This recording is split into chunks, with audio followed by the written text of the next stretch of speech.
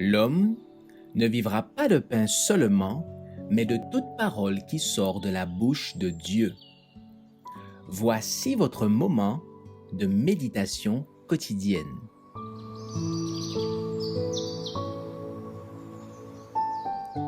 Maranatha. Le 8 octobre, la seconde venue de Christ. Il vient notre Dieu, il ne reste pas en silence.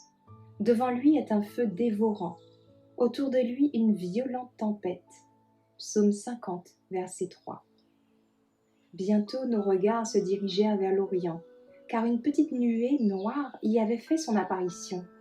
Elle avait à peu près la grandeur de la moitié de la main.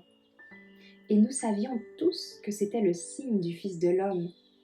Dans un silence solennel, nous contemplâmes tous la nuée qui descendait. Plus elle s'approchait, plus elle devenait lumineuse et glorieuse, jusqu'à ce qu'elle parût comme une grande nuée blanche. Le bas avait l'apparence du feu, l'arc-en-ciel la surmontait, et elle était entourée de milliers d'anges, qui exécutaient un chant des plus mélodieux. Le Fils de l'homme était assis sur la nuée. Lorsqu'elle apparut au loin, cette nuée semblait très petite. L'ange dit que c'était le signe du Fils de l'homme.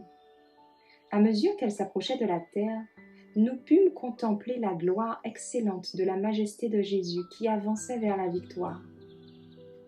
Ses cheveux blancs et bouclés flottaient sur ses épaules, et sa tête était ornée de plusieurs couronnes.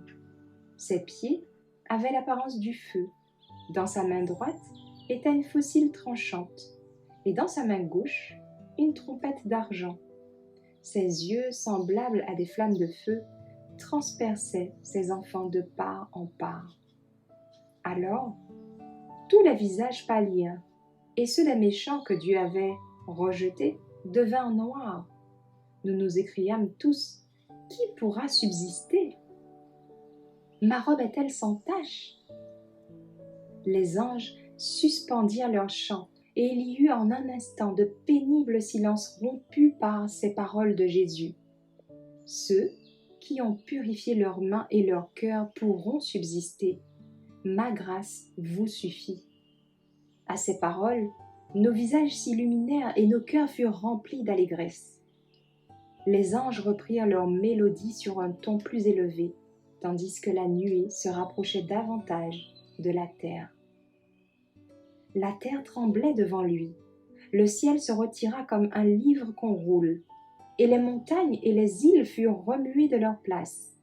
Les rois de la terre, les grands, les chefs militaires, les riches, les puissants, tous les esclaves et tous les hommes libres se cachèrent dans les rochers des montagnes.